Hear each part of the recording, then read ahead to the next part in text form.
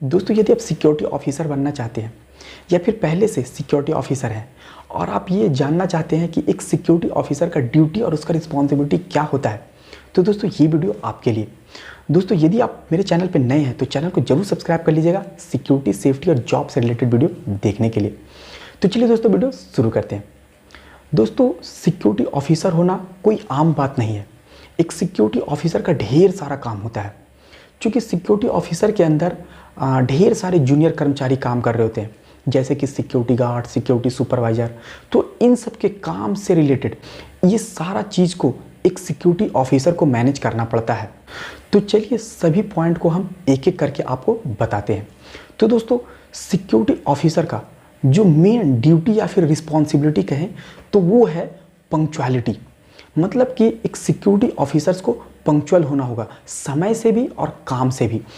दोस्तों, यदि एक सिक्योरिटी ऑफिसर अपने सारे काम को टाइम पे करता है तो उनके भी जो भी जूनियर कर्मचारी हैं वो भी समय पे करते हैं, और यदि वो समय पे नहीं करेंगे तो आप उनके ऊपर एक्शंस ले सकेंगे। दोस्तों, यदि आप ही हर काम को लेट करिएगा, आप ही ड्यूटी लेट आइएगा, तो आप कैसे ये उम्मीद कर सकते हैं कि आपका जो भी जूनियर कर्मचारी है वो हर कुछ समय से करें।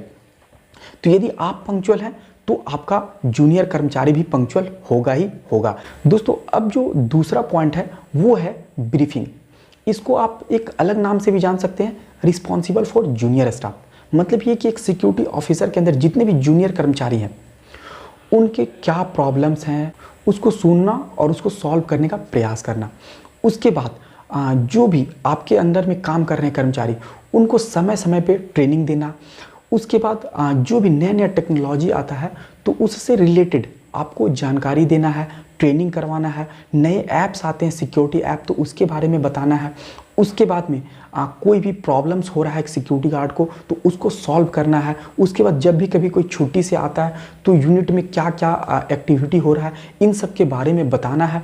उसके बाद डे टू डे लाइफ से रिलेटेड भी यदि कोई भी प्रॉब्लम एक सिक्योरिटी गार्ड या फिर सुपरवाइज़र को हो रहा है तो ये सब सुनना और इसको सॉल्व करने का प्रयास करना एक सिक्योरिटी ऑफिसर्स का काम होता है।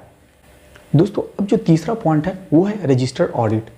आपको पता होगा कि सिक्योरिटी फील्ड में बहुत सारे रजिस्टर का इस्तेमाल किया जाता है, तो उन सब रजिस्टर्स को चेक करना है और उन सब रजिस्टर की मदद से ये देखना है कि जो भी ड्यूटी हो रहा है या फिर जो भी एक्टिविटी हो रहा है वो बिल्कुल सही तरीके से हो रहा है या नहीं, उसको रजिस्टर मेंटेन सही तरीके से किया जा रहा है या नहीं। तो ये सब चेक करना होता है एक सिक्योरिटी ऑफिसर को। दोस्तों, अब जो नेक्स्ट पॉइंट है वो है पेट्रोलिंग। पेट्रोलिंग सिक्योरिटी गार्ड के लिए भी इम्पॉर्टेंट है, सुपरवाइज़र के लिए भी इम्पॉर्टेंट है और ऑफिसर के लिए भी इम्पॉर्टेंट है। दोस्तों, हर कोई या तो सिक्योरिटी गार्ड हो या फिर सुपरवाइज़र हो या फिर ऑफिसर हो, वो अपने लेवल पे अपने अनुसार से ही पेट्रोलिंग को करते हैं। दोस्तों, एक सिक्योरिटी ऑफिसर्स को पूरे यूनिट में जितने भी उनके अंडर में यूनिट है उन सभी में उनको जाना है, चेक करना है सिक्योरिटी से रिलेटेड, सेफ्टी से रिलेटेड, ताकि कोई भी ऐसा लूप होल ना छूट जाए जिसके वजह से कोई बड़ा घटना हो जाए या फिर कोई चोरी हो जाए। तो एक सिक्योरिटी ऑफिसर्स को पेट्रोलिंग करते हुए हर चीज़ को देखना है। उसके बाद ये भी देखना है कि उनके जो जूनियर कर्मचारी है जैसे कि सुपरवाइज़र और आपका गार्ड, वो सही से ड्यूटी कर रहा है या नहीं कर रहा है। कहीं ऐसा तो नहीं है कि ड्यूटी के नाम पे कहीं दूसरे जगह घूम रहा है, या फिर कहीं ऐसा तो नहीं है कि ड्यूटी के नाम पे सो रहा है या फिर ड्यूटी में बैठ के मोबाइल चला रहा है।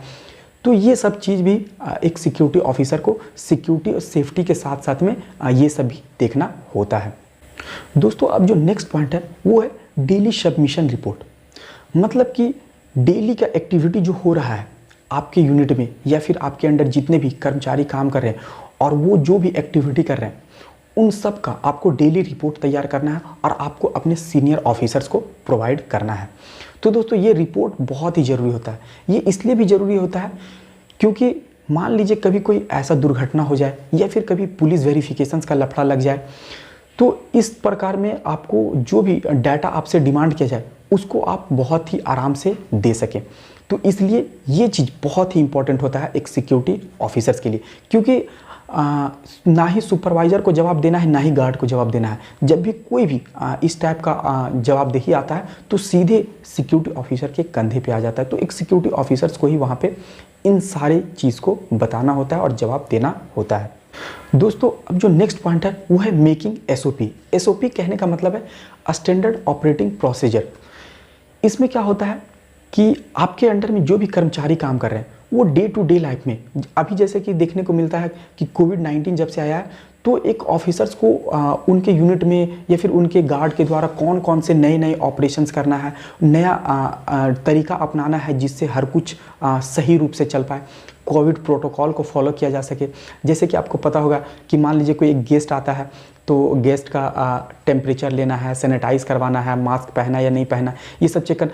तो ये सब कुछ प्रोसीजर जो बनाना होता है तो एक सिक्योरिटी ऑफिसर्स को ही अपने जितने भी यूनिट होते हैं उन सब में अप्लाई करना होता है। कोई नया जब भी एसओपी तैयार करना हो तो एक सिक्योरिटी ऑफिसर्स को ही करना होता है। पार्किंग से रिलेटेड हो या फिर गेट से रिलेटेड हो या फिर एंट्री से रिलेटेड हो, एग्जिट से रिलेटेड हो या फिर कोई भी इक्विपमेंट से रिलेटेड प्रोसीजर हो, तो ये सब तैयार एक सिक्योरिटी ऑफिसर्स को ही करना पड़ता है। दोस्तों ये तो रहा मेन जो इम्पोर्टेंट था वो हम आपको बता दिए। उसके बाद भी कुछ ऐसे भी पॉइंट है जो कि ज़्यादा इम्पोर्टेंट नहीं है, तो हम अब इस वीडियो में नहीं बताने का प्रयास किए हैं ताकि वीडियो को ज़्यादा लंबा ना करके बिल्कुल छोटे में आपको पूरा जानकारी दे पाएँ। तो दोस्तों ये जानकारी आपको कैसा लगा? दोस्तों यदि आपको ये जानकारी अच्छा लगा तो वीडियो को जरूर लाइक कर दीजिएगा और अपने दोस्तों तक शेयर भी कर दीजिएगा। दोस्तों यदि अभी तक आप मेरे चैनल को सब्सक्राइब नहीं किए तो चैनल को जरूर सब्सक्राइब कर दीजिएगा, क्योंकि इस चैनल पे सिक्योरिटी, सेफ्टी और जॉब से रिलेटेड वीडियो हमेशा आते रहता है। दोस्तों यदि आपके मन में अभी कोई प्रश्न है तो जरूर कमेंट बॉक्स में कमेंट करके पूछिएगा, हम उसका रिप्लाई देने का प्रयास करेंगे और यदि टॉपिक अच्छा रहा तो हम उस पर पूरा रिसर्च के साथ में वीडियो भी बना करके प्रोवाइड कर देंगे। तो चलिए दोस्तों मिलते हैं नेक्स्ट वीडियो में कोई नए टॉपिक के साथ में, तब तक के लिए धन्यवाद।